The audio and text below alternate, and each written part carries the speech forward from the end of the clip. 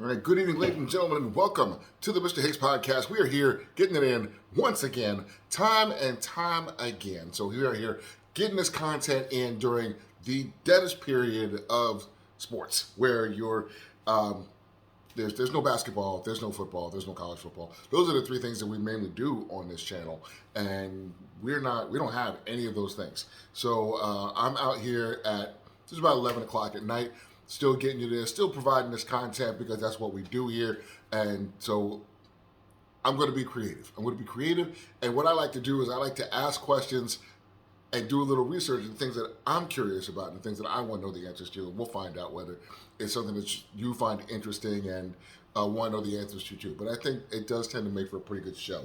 Once you dig a little deeper and answer some questions, you find some interesting things. So the one thing that I was thinking of, because the NBA draft was just recently, and I'm watching Paolo Ranchero and Chet Holmgren and Jabari Smith and these guys who got drafted in the first round just recently, and they're in the summer league right now. So you're seeing some of these guys getting their first action playing against like competition. They're not playing in the NBA per se. Some of the guys that they're playing against play in the NBA, but not many. So it strikes me that having the first pick in the draft almost makes no sense, almost no point. When you get the first pick in the NBA draft, you have the pick of course, all the players available. But how many teams win a championship with the player that they draft? Like, look at the numbers and go, like recently, Andrew Wiggins, who by a lot of accounts was a bust for the T-Wolves. By the way, he wasn't even drafted by the T-Wolves. He was drafted by who? He was drafted by the Cavs. And the Cavs traded him for Kevin Love because LeBron didn't want a young player. He wanted an older, established player. He goes to the T-Wolves, and he's, by all accounts, he's considered to be a bust. And it was now, once he gets traded to the Warriors, a good franchise, and suddenly he's a model citizen and a great player. Once you put him in an organization with great teammates and great coaching and great culture and all those things, amazing. Great players do great things when you surround them with all the right things. Anthony Davis was the number one pick in the draft, drafted by New Orleans, and he wins a championship with the Lakers. Shaquille O'Neal, here's a good one. Shaquille O'Neal was drafted by the Orlando Magic. He wins a championship also with the Lakers. Kevin Durant, one of the greatest players of all time, drafted by the T-Wolves and was very loyal to the T-Wolves, signed a contract extension with them the second time around, and then he eventually leaves and he wins one with the Celtics. So the only exceptions that I can think to this rule are when LeBron went back to Cleveland. And remember, when he went back to Cleveland, Cleveland had drafted Kyrie the previous year. So the only reason Cleveland actually ended up winning a championship with LeBron was because LeBron's from Ohio, and he felt this need to win a championship for the land. He comes back, he wins a chip. Kyrie was already there; it already worked out. But if LeBron James wasn't from Cleveland, do you think there's any chance he would have went back? I don't know if he would have stayed in Miami, but there's no way he goes back to Cleveland. There's no point. Going to a bad team to prove what? He wanted to do it personally. He had won 2 championships where he was. Now he wanted to come back because that's the type of dude that he is. But otherwise, there's no way that would never have happened either. The only real exception to this rule that I have found is Tim Duncan. So Tim Duncan wins a championship with the Spurs. Now, mind you, there might be other exceptions, but I'm not going back 50 years on this, all right? So he wins a championship with the Spurs, but you got to remember something. The Spurs were not a bad franchise. They were a good franchise who their star player was injured. They had a lot of injuries that year, and they had David Robinson. David Robinson was pretty far along in his career, but was still an all-star level player for a center. And when your team is built around your center and your center gets hurt, you're probably not going to be very good. So he happens to get hurt at a year when you have another generational center is available in the draft. They tank, they get him, and now when that first championship they won, remember, Tim Duncan and David Robinson were both on that team. 2 of the best centers to ever play the game. 2 7-footers.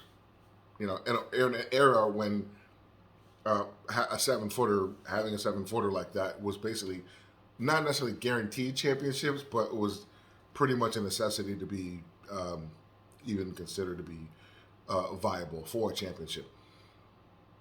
So the biggest difference is like, okay, so, and by the way, so let's look at a couple of things here. A couple of things that I noticed as I look at here, like, okay, so Andrew Wiggins drafted by the Cavs, traded to the T-Wolves, wins a chip with the Warriors, okay? Anthony Davis drafted by New Orleans, wins a chip with the Lakers. Shaquille O'Neal drafted by the Magic, wins one with the Lakers. Drafted by the Kevin Garnett, drafted by the T-Wolves, wins one with the Celtics. So Lakers, Celtics, Warriors. Three pretty well-known, well-run, well-coached franchises. And the ones that are going from T-Wolves, Magic, New Orleans, T-Wolves twice, and Cavs. Yeah. So the bad franchises are just getting worked over by the good franchises. And here's one thing that I felt like those franchises are trash.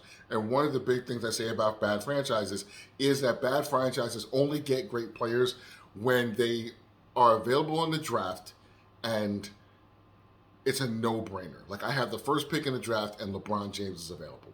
I had the first pick in the draft and I'm the Colts and we're really bad in the front office and Andrew Luck is available. That's the only time the bad franchises get good players. Because good players won't go to bad franchises in free agency, that's for sure. And they're bad franchises. So bad franchises pick bad people. Bad people pick bad people who then draft bad people, or at least draft the wrong people. So let me give you an example of this. With the Sixers in 2016, when they drafted Ben Simmons, even though there was evidence that sugar booty was going to be a problem, they were like, it was like a virgin marrying a stripper. They saw the measurables and decided to ignore all the red flags, which is basically what happens when people do that. And if you want to hear my rant on Ben Simmons, who will now and forever on this show be known as Sugar Booty, please look at episode 2, one of the first shows that I did, and it's pretty epic. I'm very proud of that. So then there was evidence that he was going to be a problem. Didn't matter. And also the next year, the Sixers traded up from 3 to 1 to get Markelle Fultz, and he is a bust and is now playing for the Magic, another bad franchise. And then they got fleeced by the Celtics, who then took Jason Tatum. We'll get back to that one in a minute. One of my favorite all-time what the hell were you thinking about moves in the draft was the year that LeBron James was drafted. Of course, it was 2023. It's probably one of the greatest drafts of all time. Not necessarily as deep as some other drafts, but at the top, you've got 4 Hall of Fame players in this draft. However, one of those players did not go to number 2. Who was drafted number 2? A man named Darko Milicic. Who is Darko Milicic, you might ask? Well, Darko Milicic was like a 6'10" center out of Slovenia. I believe it was either Lithuania or Slovenia. One of those places that used to be a part of Russia then when the USSR broke up. You know what I mean? One of the stands or amias that's out there in Eastern European. You know what I'm talking about. And then, who is he now? I was like, well, he's a potato farmer in Eastern Europe. And he was drafted over Carmelo Anthony, Dwayne Wade, and Chris Bosh. Bad franchises are going to bad franchises. As a matter of fact, I think we need to come up with a word for what bad franchises do. They're going to dork this up every time they get a chance to when in free agency. They're going to hire bad coaches. They're going to make bad draft picks. So we got to come up with a name for this. So I'm going to think about this, and if you guys get any ideas, give me a comment down in the comment section. Let me know what you think the word should be for when a bad franchise makes a usual bad franchise mistake. And the other good thing is that the good franchises fleece the bad ones. So not only do the good franchises, the bad franchises make bad decisions, the good franchises take advantage of them. Like taking candy from a stupid baby. Not just a baby, but a dumb baby. Like, a baby that doesn't even know that it has candy. Like, I'm like, I don't know what I'm supposed to do with this. It's like not even. It's like they take it out of their mouth and stick it on their forehead, and you're like, well, you're not obviously don't know what to do with this.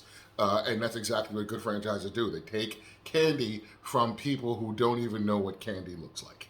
That's how bad some of these franchises are. So when the year that Markelle Fultz was drafted, the Sixers had 3 and the Celtics had 1 because the Celtics stacked draft picks because they are constantly fleecing people because that's what they do.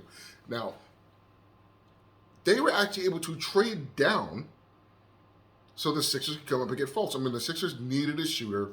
They were in the process, and which produced no championships. So they were in the midst of all that, and then when they asked Danny Ainge, I mean, of course, the Sixers take Fultz, and then that was the same draft. They got Jason Tatum at 3.